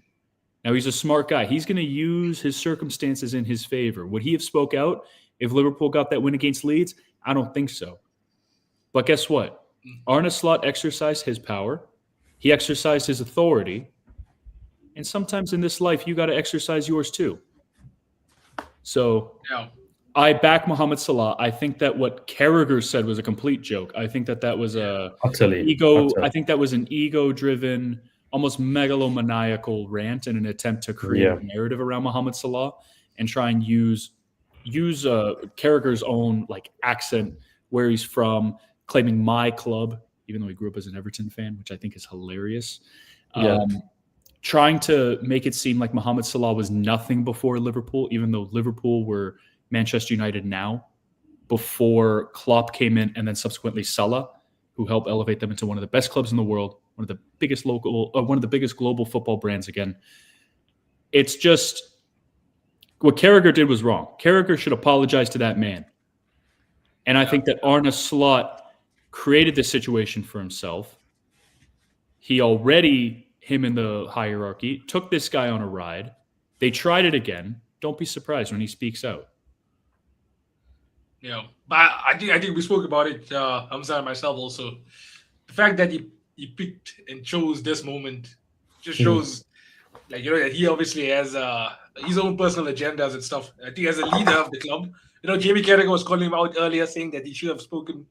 I don't think it is the responsibility of Salah to speak, as much as he is one of the leaders of the football club. But to choose this moment now, I think it's more him throwing his toys out of instead of him actually genuinely asking, I'm here to help the team.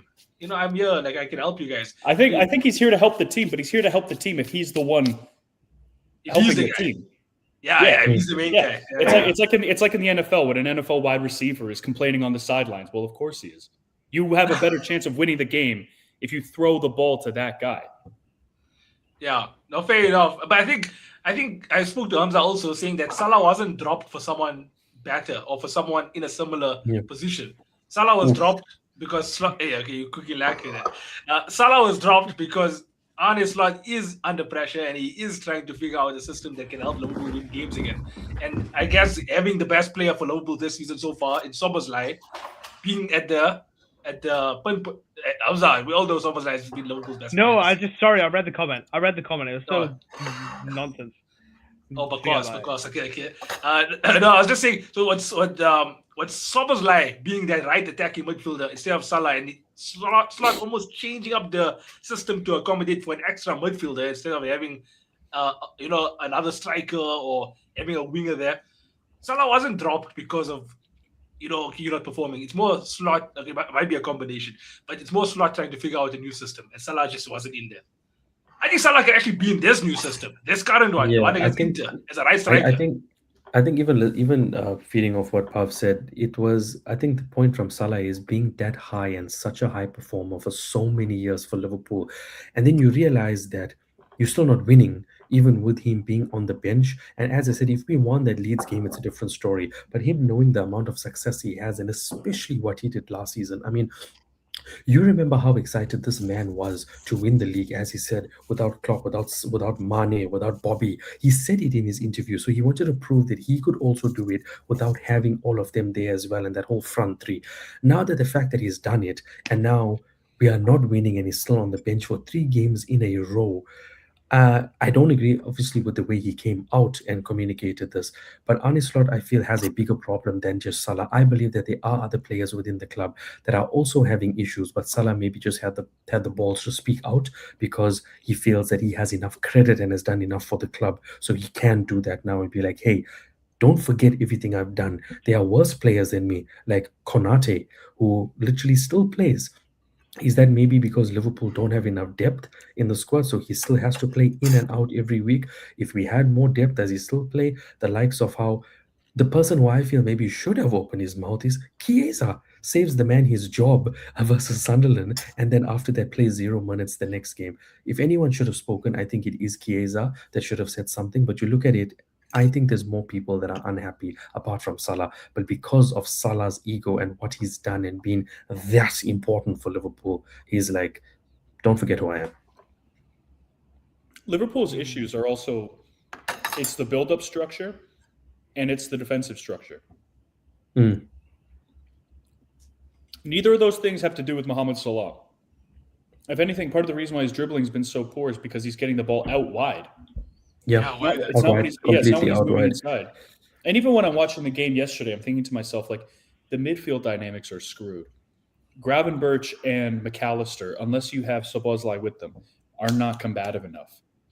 They don't win the ball enough. Yes, and I think that Gravenberch is a very mediocre progressor of the football. I think that McAllister is like a B+ player in terms of his attributes. Like, if you think, like, man, what's McAllister really good at? It's like, well, he's good here, but he's not great at anything. My thing is, I think that Liverpool's actual solution, the real solution, is go to a back five. You go with 3 center backs, Van Dijk in the middle, Gomez, Konate. The problem is it's difficult because you have only few center backs. Leone is out. And then that's where you can accommodate defensively for Kirkes on one side, Frimpong on the other side. You keep Gravenberch in the pivot, because what Slot tried to do in the preseason was he tried to drop Gravenberch from a defensive midfielder into a center back in possession as a halfback. Didn't work because he does not have the combativeness in those midfield dynamics in the pivot that remains. So then you have to keep Gravenberch there. You keep McAllister there, which is still, in my opinion, a mediocre pivot. And then you have Ekitike left-sided forward, Salah right-sided forward, Isak striker, or you put Ekitike in the striker and you put Wirtz in that left-sided 10 pocket, which I think that he can work in. That for me is the solution. If I was the coach, that's what I would go. And it's still not great because I still think that the quality. I was not high on Kirkes when he was signed. I was not high on Frimpong when he was signed. I thought that Wirtz, I thought Cherki and Palmer were better. At Ekitike, I was a fan of. Isak, I thought was an overrated buy. But that's what I'm saying is I think that that's where you fix both the defensive problems, where you have enough bodies back, and you keep the progressive dynamics. And if Szoboszlai needs to be a right wing back, play him as a right wing back. If you have a midfield 3 and you have Dominic Szoboszlai going into the right 10. Instead, move him out wide. Let him be the wide outlet and let Mohamed Salah move inside. I think you can't play Szoboszlai right back because you're essentially He has too much to offer. He's moving Yeah. around. Yeah, you're making I, two I think positions weak. I think right now, as Slot has said before, people know how to play against Liverpool now. Mohamed Salah is so out wide. You got two defenders on him already. He doesn't cut in and take on the player anymore. And Liverpool are now obsessed with this whole crossing technique. I don't know how many headers we've scored from this whole crossing technique where Salah doesn't dribble or take on the players. I believe you play Salah more in a striker or an inside forward role, and you'll get so much more from him than playing him completely out wide. I said it before, the players that Liverpool lost were more important than the players we brought in. People like Darwin Núñez and Luis Diaz were the high pressing machines for Liverpool that allowed Salah that freedom to run forward and not do defensive tracking. No one in that Liverpool team from the signings we had are high press machines apart from Szoboszlai that goes for the ball in that way. So in the I'm gonna 4-4-2, disagree. But you can finish up there. I think- disagree there. I think that they're not as good as Darwin Núñez and Luis Diaz with the way they used to do it, but I think Salah could play in the 4-4-2. In the way we played with that pivot yesterday, play him more as an attacking player this time, adjust his position from being so out wide, and it could genuinely help us. But yeah, Yeah. I agree with the Szoboszlai I- part. He has to play as an engine because he does too much in the mid. That's too much in the midfield, yeah.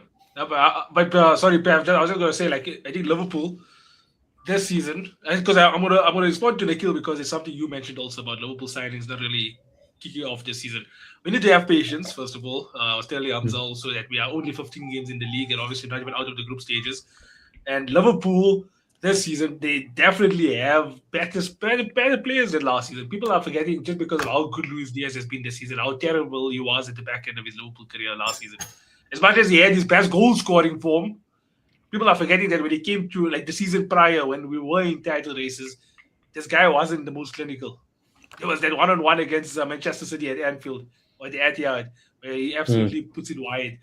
Luis Diaz and Darwin Núñez, I don't even have to mention them not being clinical because there are a number of opportunities that we can mention and reference. Just because Luis Diaz is doing well now doesn't mean he was doing well at Liverpool at the same level.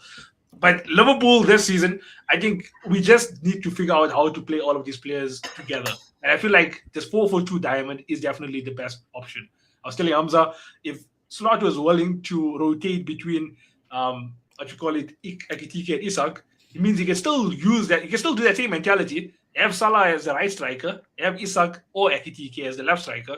You can still play with Frimpong when he becomes fit because now you'll have enough midfield cover. Szoboszlai as that right central midfielder that can cover for Frimpong when he goes up. And then you can have, I would say, Florian Wirtz as the 10. You just need to have someone that can actually do the yards on the left-hand side. Because like you said, McAllister and Gravenberg, good players, not great players, but good players. You put them next to someone like a Caicedo, who is that ball-winning CDM. Then they go up a level. They definitely would go up a level if they have a defensive-minded midfielder next to it. I think right now, it's patience. Here's my thing. If Sobo's work rate is so valuable, which it is, you have to pick which 10 spot you want to play him in. Are you going to play him in the right 10 over Mohamed Salah, or are you going to play him in the left 10 over Florian Wirtz? Take your pick. You can still play. You can play with all three of them. Salah right striker. In the new left. system, I was thinking of the other system. But Sorry to disturb, but Vinny Jr. is just crying right now because they got a penalty cancelled for Real Madrid. I saw that. Everything penalty or Real Madrid. Oh yeah, I forgot that the Champions League is on. So actually, we can probably start wrapping Madrid this live City. bubble. So Madrid City, all yeah. of us want to probably watch that. Yeah. So I'll just leave. Closing remarks for everyone. Closing remarks. I'll tell my funny story of me in the wilderness. So basically, I was supposed to go to work today, and this is that's a good way to end it. And this is me at like 5 a.m. in the morning, by the way. And anyone who lives out in the cold knows there's two types of winter. We don't know what cold is, yeah, in South Africa. Yeah, we're from Africa, mate. There's dry cold and then there's wet cold. Wet cold feels fine. It feels like you can go out in a t-shirt. But it snows and it's wet and everything is slippery. And I was driving, swerving, having a break, and I drive like an hour and a half up north. Like I'm way up north from where I live. And all around me is just white. I have one lane, the person coming towards me has one lane, and you look around and you cannot see the horizon line. That's how heavily it's snowing. So I was just looking around and I was like, I'm going to get hit. Because when you go up north as well, it's all pickup trucks, naturally so, because otherwise you can't drive. You're going to get caught in the snow. So all you Europeans that like to make fun of the cars over here on this side of the planet, there's a reason behind that. So there is. So at one point I just had to call my boss and I was like, listen, like I can probably make it, but one bad move and I'm toast. Because I'm not just going to get smoked. I'm going to get smoked by a pickup truck. And I was only going like 30 kilometers an hour because if I went any faster, I couldn't brake. So, yeah, I headed all the way back around when I did leg day. Stressful. Yeah, dude, it was. I'll tell you what, I didn't need coffee for that. My brain was on. Because otherwise, if I don't pay attention for even a second, I'm cooked. But yeah, that's my story. That's crazy. Sounds crazy. That was a good closing remark from Mr. Big Pav himself. I'll give it to you know, the World Cup is in that country, by the way. All of that scenario, World Cup will be there in a couple of months. Toronto's fine. Yeah, Toronto's fine. Oh, someone scored. No. Vinny came this close. Yeah, Vinny was close. That was a good ball. Guys, there's no TV here by me, so I'm going to have to end this quickly so I can watch this game also. But on your point, I think you made a good. There was one thing I wanted to pick up on, but I've completely forgot what you said. But I agree with what you're saying about Carragher. I do kind of get like it was a bit personal what you were saying. And yeah, he is probably loving the whole like being English and whatever. But that is the sentiment of Liverpool fans. Like I live maybe like 2 hours away from Liverpool. Like and even I've heard from my friends that are in Liverpool that the whole sentiment that Jamie Carragher had was essentially what all of Liverpool, like people in Liverpool in the city, that's the sentiment that they had. It's almost like this is our club. We're playing terribly. You've only been out for 3 games. Why the hell are you coming out and like making it even worse for us? You know. So I think it does come across a bit agendery, but like I can say from knowing people in Liverpool, that is genuinely how they feel. You know. So I think he was just representing them, and it came across in a bit more of an emotional way. But I think mentioning the Egypt and Chelsea thing was mentioning Egypt. I think that was to prove a point, though. AFCON, like I mean, the Egypt thing was silly, but the Chelsea thing wasn't, because that is literally how he was looked at, right? But the Egypt thing like removes the context of like why they've been terrible for the last 10 years. You know, they were good like what in like the 2000s. I mean, they had so much to say, but like when Salah is scoring these famous commentaries, Salah, your little dancer, he's screaming and celebrating and things, and like now obviously when it's my club, whatever, then you're going to talk a player down like that. Like I don't get it. I mean, but he made that situation for himself. Like that's what I don't get. Why people are complaining? He made that situation for himself by talking. But then after the UCL match, where he even commented, "I hope that we win," and then let's go, lads. I love Mohamed Salah, one of the best. I love him as a player. I love this. Then he's glazing him all of a sudden. Like pick a side. Like, do you either want to talk a player down, or how do you want to behave? I think he was talking the action down rather than the player. It's just I didn't read it as like he's saying Salah's a bad player. Oh, I don't know. I think he definitely. I don't know. It looked like it. It looked like maybe a bad player right now, but he definitely tried to tell Salah like, you were nothing until you came to Liverpool. Until you came to Liverpool, like Liverpool made you. Yeah, Liverpool never made him. He helped Liverpool also. Liverpool and him. That's why no one is completely right. No one is completely wrong in this whole situation. Bro, when Carragher was trying to pull that Chelsea and Egypt thing, it just gave me vibes of, we made you. Lay down, boy. That type of shit right there. Which isn't the case because Salah helped Liverpool so much. Like, you have to give Salah his flowers. I mean, you have to. I mean, the GA for 8 years in a row is crazy. It's absolutely insane. Where would we be without his goals and assists? Like, literally, where would we be? Yeah. So, but like, one thing I do want to let the where would we be without Jamie Carragher's own goals? Where would we be? Nah, I wouldn't say disrespect him as a player though. Like he was a big guy for your club, bro, for a long period of time. Yeah, fair enough. A big guy. I think the kills just giving like this to Madison. 100%, because I mean, it's like he fed on Salah saying that he'll call him out and say something. Yeah, he probably did get a hard on from that. But... Yeah, for sure.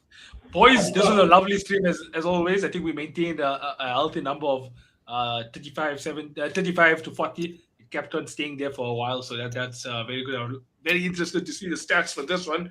The YouTube live also was quite good. Pav, thanks again. Once always a pleasure having you here. I think we. By the Nice way, meeting you, Pav. Pav. Nice to meet Yeah, you. I was about to say this is the first time we're meeting Sing on the Cop. He's also one of our panel members. Liverpool Nice to fan, meet you, as bro. can see from his side. Nice to meet you. Nice to meet you, man. And if you didn't know already, Sing on the Cop, Nikhil Pav is a Chelsea fan. Yeah. No, I watched 1 or 2 of the videos with him and Skamaka. I mean Hamza. So yeah, it was quite nice. Why are you calling him Skamaka? Oh my god. Didn't we beat you just gracious. 2-1 like literally 4 weeks ago and 3-1 last year? Like, how many times do I have to bring this up, bro? Hey, How many times? What I is the score? you're going What is the score? What is the score? What is the score? I don't know. 5-2 over 2 games. See, I know you're going through depression because you wish you could trade the lap for Nicholas Jackson, but it's okay. It's okay. I'm happy you've learned. Yeah, It's okay. I don't like to know when is the last time Chelsea won us at Wembley. Man. Chelsea was Liverpool in finals. I think he's probably still crying off the Lukaku offside, the Werner offside. The Lukaku onside, you mean?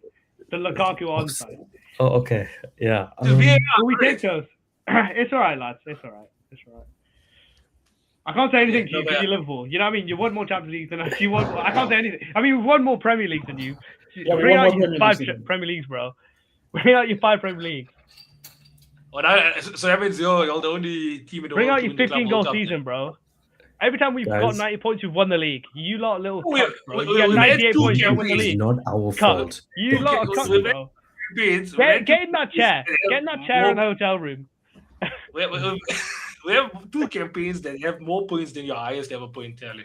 Yeah, And bro. one of You those only won the league won once, the bro. Put the fries in the bag, man. Salah great and outside. Okay, let's end this stream quickly. Yeah. On all of these notes because otherwise we'll be talking for way too long. Great. And I want to watch Vinny Junior cry. So we're gonna have to end it there. But guys, you already know Prem de la Creme every Wednesday and Sunday. Pav is obviously gonna be a very consistent guest as well. We might just add him to the panel. Nice. We'll discuss. We'll call you. We'll have conversation. Nice. Wednesdays I'm nice. at work. This was definitely an extraordinary circumstance, but still, I'll let you guys know. Maybe for 1 or 2 clips. follow the page. Follow the page. The Prem de la Creme Follow the page. page. Follow that. Yeah, I'll give you a follow as well, Pav. Got it. Yeah, sounds like a plan. We'll talk. We'll offer you a bag. Just don't be like Salah and Aubameyang and start underperforming after. I will. Yeah, it's like- I'll switch up on all Greenwood. my day ones. Do not worry. I'll switch up on Amazing, all my day amazing. ones. Cool. I'm gonna end the live on TikTok. Thanks so much for watching, everybody. And see you guys on Sunday's stream. Take care. Okay, I'm ending it there. Ending this one as well.